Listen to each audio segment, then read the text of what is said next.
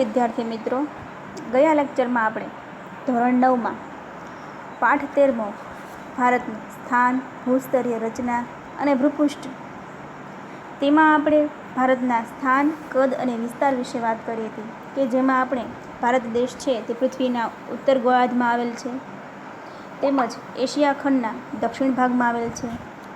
આ ઉપરાંત ભારત દેશ છે તે વિશ્વના રશિયા, કેનેડા, યુએસ, ચીન, બ્રાઝિલ અને ઓસ્ટ્રેલિયા પછી 7મા ક્રમે આવે છે.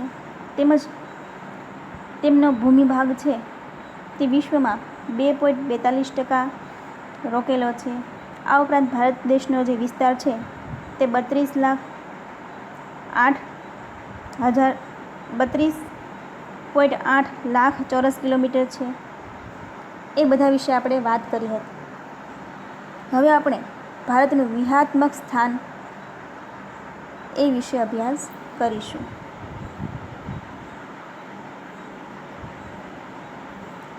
ભારત પૂર્વ ગોળાર્ધમાં મોકાનું સ્થાન ધરાવે છે અને તેનું વ્યૂહાત્મક મહત્ત્વ પણ વિશેષ છે, જેમાં પ્રાચીન કાળમાં પરસ્પર સંબંધોને વિકસાવવામાં સમુદ્રનું મહત્ત્વપૂર્ણ યોગદાન રહ્યું છે. હિન્દ મહાસાગરના શીર્ષસ્થ ભાગ સ્થાને ભારત આવેલો છે. પૂર્વ આફ્રિકા, પશ્ચિમ એશિયા, દક્ષિણ એશિયા તથા દક્ષિણ પૂર્વ એશિયાના દેશોની સાથે સમુદ્ર માર્ગો દ્વારા ભારતનો સંબંધ પ્રાચીન કાળથી રહ્યો છે. પરિણામે ભારતે આ દેશોની સાથે ઘનિષ્ઠ સાંસ્કૃતિક અને વ્યાપારિક સંબંધો પોતાના વિશિષ્ટ સ્થાનને કારણે વિકસાવ્યા છે. હિન્દ મહાસાગરમાં કોઈ પણ દેશની તટીય સીમા ભારત જેટલી નથી. ભારતના આ મહત્ત્વના સ્થાનને કારણે એક મહાસાગરનું નામ એટલે કે હિન્દ મહાસાગર તેના નામ પરથી રાખવામાં આવ્યું છે. મિત્રો, આપણે જોઈએ તો આપણો ભારત દેશ એ પૂર્વ ગોળાર્ધમાં મહત્ત્વનું સ્થાન ધરાવે છે. પ્રાચીન કાળથી આપણે જોઈએ તો અલગ અલગ દેશો સાથે સંબંધો વિકસાવવામાં સમુદ્રનું મહત્ત્વપૂર્ણ યોગદાન થયેલું જોવા મળે છે. આપણે આ સમુદ્ર માર્ગે જોઈએ તો અનેક દેશો જે ભારતમાં વેપાર માટે આવતા હતા અને ભારતમાંથી લોકો છે તે દેશમાં વેપાર કરવા માટે જતા હતા. હિન્દ મહાસાગરના શીર્ષસ્થ સ્થાને એટલે કે હિન્દ મહાસાગરના મસ્તક ભાગે આપણો ભારત દેશ આવેલો છે. આપણા ભારત દેશની સીમા જેટલી હિન્દ મહાસાગરમાં આવેલી છે એટલી કોઈ પણ બાજુમાં આવેલા કોઈ પણ દેશની સીમા ભારત દેશ જેટલી આવેલી ન હોવાથી અહીં સમગ્ર મહાસાગર છે એનું નામ જ હિન્દુસ્તાન પરથી હિન્દ મહાસાગર રાખવામાં આવેલું છે. પૂર્વ તથા પૂર્વના દેશો, પશ્ચિમના દેશો, આ બધા દેશો સાથે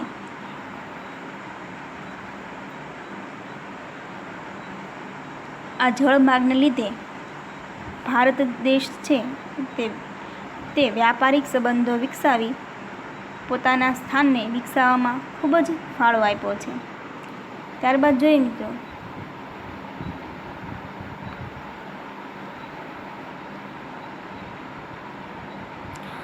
આંતરરાષ્ટ્રીય જળમાર્ગો પર ભારતનું સ્થાન પણ મહત્ત્વનું છે. ઈસવીસન 1869માં સુએઝ નહેર શરૂ થવાથી ભારત અને યુરોપ વચ્ચેનું અંતર આશરે 7,000 કિલોમીટર ઘટી ગયું છે. પૂર્વ તથા દક્ષિણ પૂર્વ એશિયા અને ઓસ્ટ્રેલિયાથી આફ્રિકા તથા યુરોપને સાંકળતા જળમાર્ગો હિન્દ મહાસાગર થઈને જાય છે.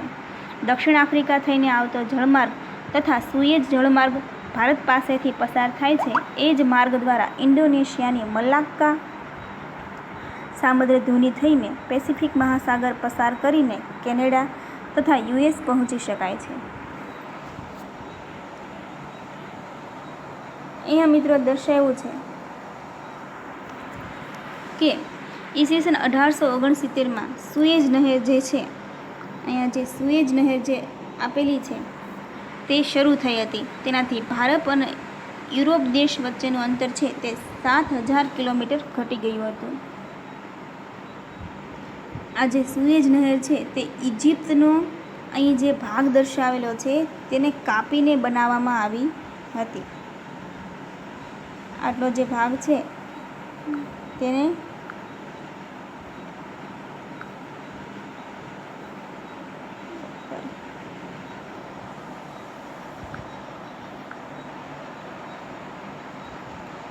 કાપીને બનાવવામાં આવી હતી, જેના લીધે યુરોપથી જે વહાણ આવતા તો તેમને આ સમગ્ર અહીંયાથી અહીંયા છે કે અહીંયા ઉપર ઉત્તર ભાગમાં યુરોપ, ત્યાંથી ફરી એ લોકોને આફ્રિકાથી ફરીને અહીંયા ભારત સુધી જે આવવાનો જે માર્ગ હતો 7,000 કિલોમીટર તે ઘટી ગયું અને તેઓ અહીંયા સુએજ નહેરથી ભારત સીધા આવી શકતા. ભારતનો સંપર્ક વિશ્વના અનેક દેશો સાથે સદીઓથી છે. વસ્તુઓ અને વિચારોનું આદાન પ્રદાન પ્રાચીન કાળથી થઈ રહ્યું છે. આ જ પ્રમાણે ઉપનિષદોના વિચારો, રામાયણ તથા પંચતંત્રની વાર્તાઓ, ચિકિત્સા પદ્ધતિ, ભારતીય અંક અને દશાંશ પદ્ધતિ વગેરે વિશ્વના વિભિન્ન ભાગો સુધી પહોંચી શક્યા છે. મિત્રો, આપણે સૌ જાણીએ છીએ કે આજે વિશ્વ છે તે સેકન્ડોમાં ઘણા બધા આંકડાઓની ગણતરી કરતા ઘણા બધા યંત્રો વિકસાવ્યા છે, પણ એ ન ભૂલવું જોઈએ વિશ્વને કે શૂન્યની શોધ ભારત દેશે આપેલી છે. જો શૂન્યની શોધ ન થઈ હોય તો આગળ એકડા પણ ગણવામાં ખૂબ જ તકલીફ થઈ ગઈ હોત. પાઈની શોધ પણ ભારત દેશે કરેલી છે. ગુરુત્વાકર્ષણનો નિયમ એ પણ ભારત દેશે શોધેલો છે, પરંતુ ઘણા બધા આક્રમણો થવાને લીધે આપણા જે મોટી લાઇબ્રેરીઓ હતી તે સળગાવી દેવામાં આવી હતી. તેનાથી આપણો જે પ્રતિભા છે તે ખીલી ન શકી. બાકી શોધ તો ભારત દેશમાં પણ થઈ હતી. મિત્રો, આપણે સૌ જાણીએ છીએ કે ઉપનિષદોના વિચારો, રામાયણ, પંચતંત્રની વાર્તાઓ, ચિકિત્સા પદ્ધતિ. આજે મિત્રો કોરોના ચાલી રહ્યો છે ત્યારે પણ વૈદિક કાળને આપણે કહીએ ને વૈદુ ઉકાળાઓ એનો આશરો લેવો પડે છે. આ બધી ચિકિત્સા પદ્ધતિ તમે સૌ ભણશો, હજી 10મા ધોરણમાં ભણશો કે વાળને પણ કાપી નાખે તેવા હથિયારો ભારત દેશ પાસે હતા આજથી હજારો વર્ષો પહેલાં. ભારતીય અંક અને દશાંશ પદ્ધતિ વગેરે વિશ્વના વિભિન્ન ભાગો સુધી પહોંચી શક્યા છે. આજે મિત્રો બધા જે ચેસ રમે છે એ તો આપણા મહાભારતમાં પણ રમવામાં આવતી હતી. જે સાપસીડી રમે છે એ તો આપણા મોહેંજો-દડોમાંથી પણ એના અંશ મળી આવ્યા હતા. તો આવી ઘણી બધી જે રમતો છે તે આપણા ભારત દેશમાં મળી છે અને તે વિભિન્ન દેશો સુધી પહોંચી શકી છે.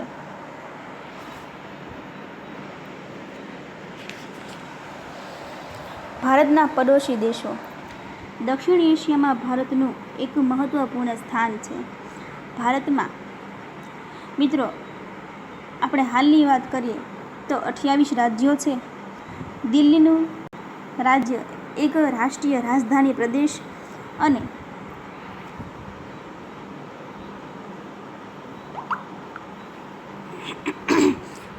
તમારી પુસ્તકમાં મિત્રો 6 સંઘ શાસિત પ્રદેશ છે, પરંતુ હાલમાં કહીએ તો દિલ્હી અને આ 8 સંઘ શાસિત પ્રદેશ એટલે કે મિત્રો કુલ 9 કેન્દ્ર શાસિત પ્રદેશ છે. 28 રાજ્યો અને 9 કેન્દ્ર શાસિત પ્રદેશ આવેલા છે. આટલું જાણવું ગમશે. મિત્રો પુસ્તકમાં આપેલું છે 2 જૂન 2014ના રોજ તેલંગાણા તેના માતૃ રાજ્ય આંધ્રપ્રદેશમાંથી નવું 29મું રાજ્ય બન્યું હતું. પરંતુ મિત્રો આપણે હાલ 28 રાજ્યો છે. જે ઉપર દર્શાવ્યું છે કે 5 ઓગસ્ટ 2019 જમ્મુ કાશ્મીર અને લેહ કેન્દ્ર શાસિત પ્રદેશ બન્યા. એટલે મિત્રો 2 કેન્દ્ર શાસિત પ્રદેશ બન્યા હોવાથી જે જમ્મુ કાશ્મીર એક પોતે રાજ્ય હતું તે ઘટી ગયું, એટલે 28 રાજ્યો થઈ ગયા અને જમ્મુ અને લેહ 2 કેન્દ્ર શાસિત પ્રદેશમાં વધારો થયો, એટલે 6 જે હતા એમાંથી 8 થયા અને દિલ્હી સહિત 9 કેન્દ્ર શાસિત પ્રદેશ થયા.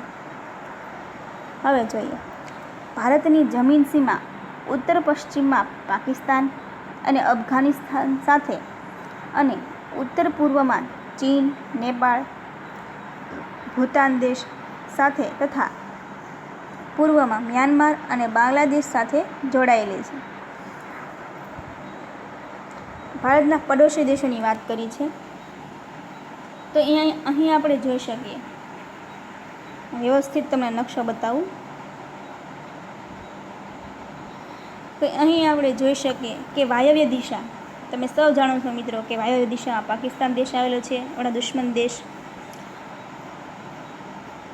તેમજ અફઘાનિસ્તાન આવેલો છે, જે માત્ર જમ્મુ કાશ્મીર સાથે સરહદ ધરાવે છે.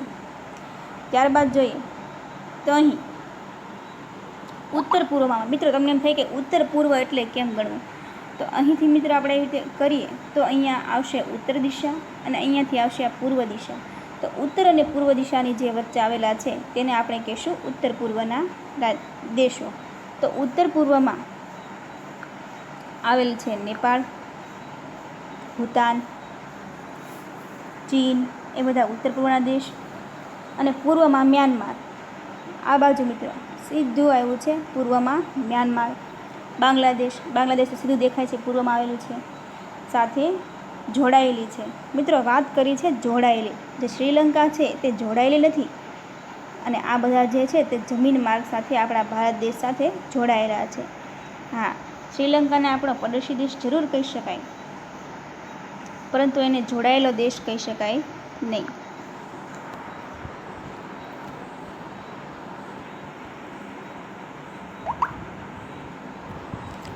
ભારતની દક્ષિણ દિશામાં સમુદ્ર કિનારે આપણા પડોશી દેશો, મિત્ર આપણે વાત કરી કે જોડાયેલા દેશો નહીં, પરંતુ આપણે એને પડોશી દેશો કહી શકીએ. શ્રીલંકા અને માલદીવ આવેલા છે.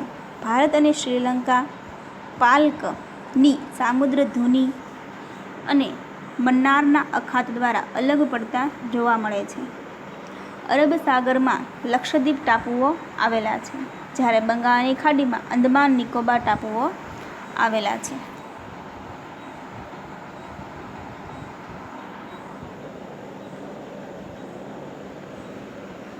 અહીંયા મિત્રો દર્શાવ્યું છે કે આપણા પડોશી દેશ શ્રીલંકા, જે પાલ્કની સામુદ્ર ધુની એટલે મિત્રો જળાશય, એટલે કે જળની એટલો પાતળો પટ્ટો કે જે બે દેશને અલગ પાડતો હોય. અને મન્નારનો અખાત, તમે સૌ જાણો છો અખાત કોને કહેવાય, તો કે જે ભૂમિ સપાટીથી ઘેરાયેલો હોય ત્રણેય બાજુથી એને અખાત કહેવાય. તો એવો મન્નારનો અખાત અને સામુદ્ર ધુની એ ભારત અને શ્રીલંકાની વચ્ચે આવેલ છે. અને અરબ સાગરમાં લક્ષદ્વીપ, અહીંયા આપણો લક્ષદ્વીપ અને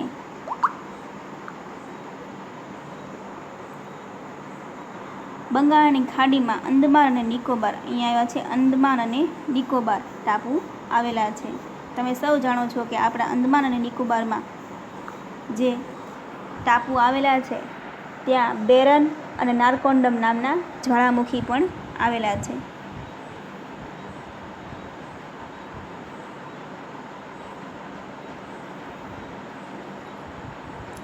આટલું જાણવું ગમશે. ભારતનો દક્ષિણતમ છેડો ઇન્દિરા પોઈન્ટ વર્ષ 2004માં આવેલ સુનામીમાં જળમગ્ન થઈ ગયો હતો. આ સાથે અંદમાન નિકોબારના પણ કેટલાક ટાપુઓ સમુદ્રમાં ડૂબી ગયા હતા. મિત્રો આપણા ભારત દેશનો દક્ષિણતમ છેડો છે તે ઇન્દિરા પોઈન્ટ છે, જે 2004માં જે સુનામી આવી હતી તેમાં ડૂબી ગયો હતો. અને આપણા અંદમાન નિકોબારના જે ઘણા ટાપુઓ છે એ પણ ડૂબી ગયા હતા. ત્યારબાદ જોઈએ ભૂસ્તરીય રચના. ભારતના વર્તમાન ભૂપૃષ્ઠનું સ્વરૂપ પૃથ્વીની ભૂસંચલન પ્રક્રિયા અને બાહ્ય હલનચલનનું પરિણામ છે. આ બંને પરિબળોની વિનાશક અને રચનાત્મક અસર જોવા મળે છે. પૃથ્વીની સંરચના વિશે જાણકારી ખૂબ જ રોચક છે. પૃથ્વીનો ઉપરનો પોપડો તેની નીચે રહેલા એસ્થેનોસ્ફિયરના અર્ધદ્રવિત ખડકોની ઉપર તરી રહ્યો છે. મિત્રો આ જે ફકરો છે તે ખૂબ જ મહત્ત્વનો છે, કારણ કે તમારી સ્વાધ્યાય પોથીમાં જે તમારો છેલ્લો વિભાગ આવે છે, વિભાગ સી આવે છે, એમાં તમારો મોટો પ્રશ્ન છે. એટલે મિત્રો યાદ રાખજો કે પૃથ્વીની રચના વિશે માહિતી આપો તો તમારે આ સમગ્ર ફકરો છે તેમાં લખવાનો રહેશે. પૃથ્વીના પેટાળમાં થતી કિરણોત્સર્ગી પ્રક્રિયાને પરિણામે ગરમી ઉદ્ભવે છે, જે દ્રવિત ખડકોમાં સંવહનિક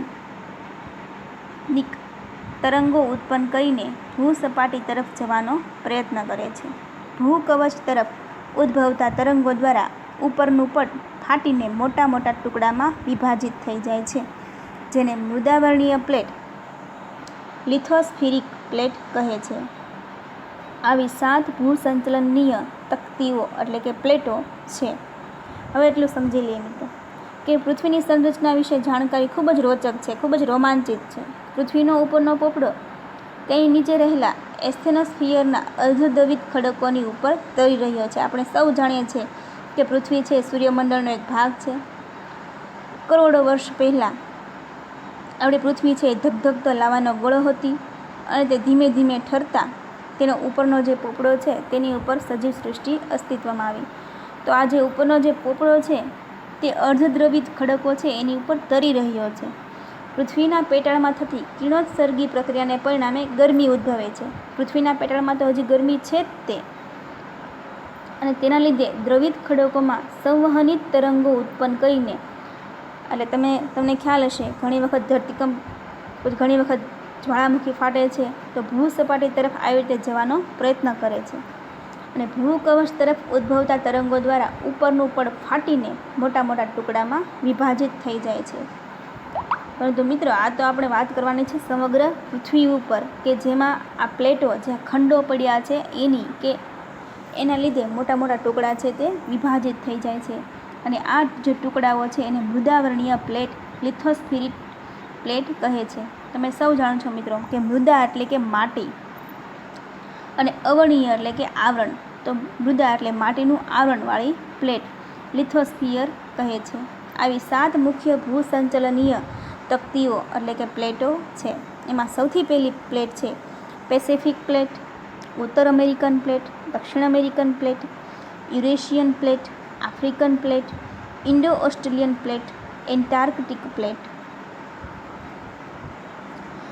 કેટલીક જગ્યાએ આ પ્લેટો એકબીજાથી દૂર જઈ રહી છે, જેને અભિસારી પ્લેટ કહે છે, જ્યારે કેટલીક એકબીજાની નજીક આવી રહી છે, જેને અભિસારી પ્લેટ તરીકે ઓળખાય છે.